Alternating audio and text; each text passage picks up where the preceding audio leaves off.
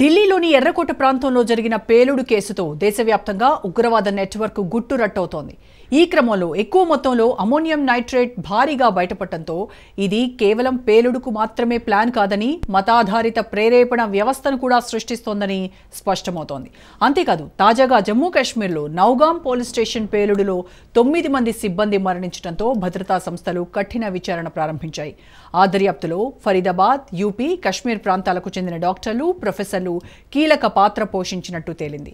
ఇక్కడ interesting topic ఏంటంటే, ప్రాణాలను కాపాడాల్సిన డాక్టర్లను ఉగ్రవాదం వైపు మళ్లించిన ఆ వ్యక్తి కేవలం 5వ తరగతి వరకే చదువుకోవడం. ఇందుకీ ఎవరా వ్యక్తి? అతను ఏ విధంగా ఉగ్ర కార్యక్రమాలు నిర్వహించాడు? ఇండియాపై అసలు అతని ప్లాన్ ఏంటి? దేశవ్యాప్తంగా బయటపడుతున్న ఉగ్రవాద నెట్వర్క్. పేలుడులో కాశ్మీర్కు చెందిన డాక్టర్లు, ప్రొఫెసర్ల కీలక పాత్ర. డాక్టర్లను ఉగ్రవాదం వైపు మళ్లించిన ఇమామ్ ఇర్ఫాన్. దేశంలో భారీ పేలుళ్లకు కుట్ర చేశారు ఉగ్రవాదులు. ఇందులో నేరుగా పాల్గొనకుండా దేశంలోని కొందరు డాక్టర్లను ఎంపిక చేసుకున్నారు. వారి ద్వారా బలమైన నెట్వర్క్ని ఏర్పాటు చేసుకున్నారు. ఈ వ్యవహారమంతా జమ్మూ కాశ్మీరీ యువకుల చేతనే నడిపించాలని ప్లాన్ చేశారు. వచ్చే ఏడాది జనవరి 26న ఎర్రకోట వద్ద భారీ పేలుడుకు స్కెచ్ వేశారు.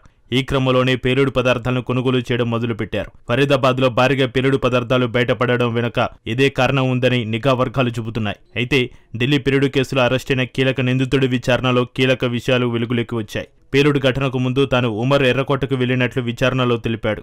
అతని ఫోన్లో లభించిన కీలకమైన సమాచారం ఆధారంగా పోలీసులు ఎర్రకోట వద్ద భారీగా ప్లాన్ చేసినట్లుగా నిర్ధారించారు. ఈ నేపథ్యంలోనే ఎర్రకోట వద్ద నిందితులు రెక్కి నిర్వహించినట్లు పోలీసులు తెలిపారు. కాగా పేలుడు ఘటన వద్ద కారు నడిపిన వ్యక్తి డాక్టర్ ఉమర్ నబీగా గుర్తించారు. అతని స్నేహితుడు ఫరీదాబాద్కు చెందిన ముజిమ్మిల్. వారి ఇరువురి విచారణలో డొంక కదిలింది.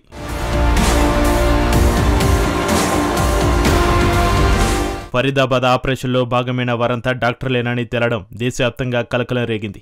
ఈ టెర్రర్ మాడ్యూల్ వెనక ఉన్న సూత్రధారి ఇమామ్ ఇర్ఫాన్ అహ్మద్ అని నిర్ధారణకు వచ్చాయి నిఘా వర్గాలు. ప్రస్తుతం అతన్ని జమ్మూ కాశ్మీర్లో అదుపులోకి తీసుకుని విచారిస్తున్నారు. అతన్ని అధికారులు వివిధ కోణాల్లో విచారిస్తున్న తరుణంలో కీలక విషయాలు వెలుగులోకి వస్తున్నాయి.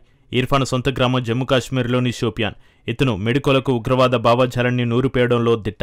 ఇతను దక్షిణ కాశ్మీర్లో మసీదులో పనిచేస్తూ మతపరమైన భావోద్వేగాలను వాడి అధిక విద్యతో ఉన్న యువ డాక్టర్లను ప్రాంతిపరుస్తున్నాడని విచారణ అధికారులు చెబుతున్నారు. ప్రభావవంతమైన మత ప్రచారం, భావోద్వేగ ప్రేరణ, విదేశీ లింక్ల మిశ్రమమే ఈ కుట్రకు బలమైన పునాది అయింది. చైనాలో చదివిన వైద్య విద్యార్థులు ఈ నెట్వర్క్లో చేరడం మతపరమైన భావజాలం ఎంతగానో విస్తరించిందనే సంకేతం.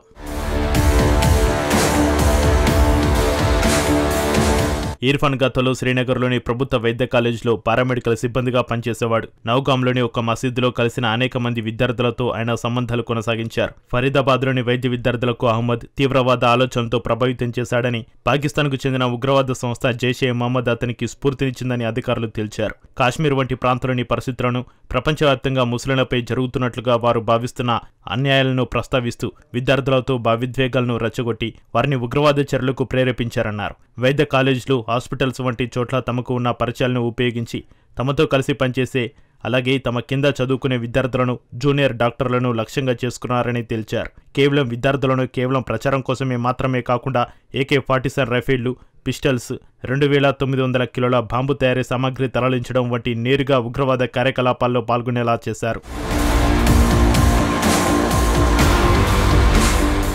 అంతేకాదు, ఇమామ్ ఇర్ఫాన్ అహ్మద్ తన స్టూడెంట్లకు జైషే మహమ్మద్ వీడియోలను రోజు చూపించి మోటివేట్ చేసేవాడని తెలిపారు. అహ్మద్ డేటా కనెక్షన్ ఉపయోగించి చేసిన కాల్స్ ద్వారా ఆఫ్ఘనిస్తాన్లోని కొంతమందితో సంప్రదింపులు జరిపేవాడని పోలీసులు వెల్లడించారు. విద్యార్థుల మనసులలో తీవ్రవాద ఆలోచనలను లోతుగా చొప్పించడమే అతని లక్ష్యంగా పెట్టుకున్నాడని తెలిపారు. ముజమిల్, షకీల్, మహమ్మద్ ఉమర్ అనే 2 వైద్యులు ఈ మిషన్ను చురుకుగా ముందుకు తీసుకెళ్తున్నారని తెలిసిందన్నారు. మొత్తం మాడ్యూల్ను అహ్మద్ రూపొందించారని వెల్లడించారు. ఫరీదాబాద్ మాడ్యూల్ బయటపడిన తర్వాత తీవ్ర బ్యాంధ్రణకు గురైన ఢిల్లీ పేలుడుకు మహమ్మద్ ఉమర్ పాల్పడ్డాడని వర్గాలు తెలిపాయి. ఉమర్కు మౌల్వీ ఇర్ఫాన్ అహ్మద్తో ప్రత్యక్ష సంబంధాలు ఉన్నాయి. ఉత్తరప్రదేశ్లోని లక్నోలో నివసిస్తున్న డాక్టర్ షాహీన్ సాయిద్ ఈ మాడ్యూల్కు ఫైనాన్షియర్ అని వెలుగులోకి వచ్చింది. ఆమె అల్ ఫలాహ్ విశ్వవిద్యాలయంలో ప్రొఫెసర్గా తేల్చారు. ఈమె జైషే మహమ్మద్ మహిళా విభాగంలో పనిచేసింది.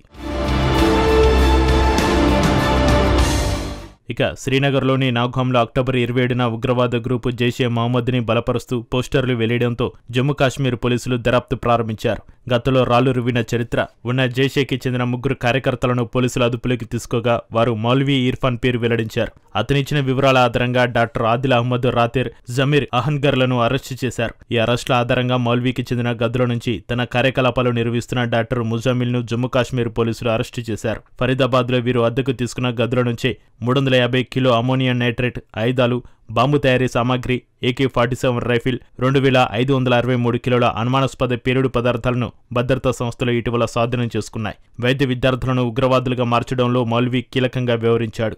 జైషేతో స్ఫూర్తి పొందిన మౌల్వీ విద్యార్థులకు వీడియోలు చూపించేవాడు. VoIP ద్వారా ఆఫ్ఘనిస్తాన్లో ఎవరితోనూ మాట్లాడేవాడని నిఘా వర్గాలు తెలిపాయి. వైద్య విద్యార్థులను ఉగ్రవాదులుగా మార్చడానికి మౌల్వీ చురుకుగా పనిచేస్తే ఈ ప్రక్రియను ముందుకు తీసుకెళ్లేందుకు ముజామిల్, ఓమర్ పనిచేశారని నిఘా వర్గాలు చెప్పాయి. లేడీ డాక్టర్ షాహీన్ నిధులు సమకూర్చడం వంటి బాధ్యతలు చూసుకునేదని, అయితే వ్యూహకర్త మాత్రం మౌల్వీయేనని తెలిపాయి. ముజామిల్ గని పేరుతో ముడిపడిన లావాదేవీలు UAE, తుర్కియో, సౌదీ అరేబియా వరకు సాగాయి. ఈ విదేశీ సంబంధాలు ఉగ్రనిధుల ఊహాలను బలపరుస్తున్నాయి. సెప్టెంబర్ నుంచి కనిపించిన డాక్టర్ ముజాఫర్ గల్లంతు దీనికి మరింత ఆధారంగా మారింది.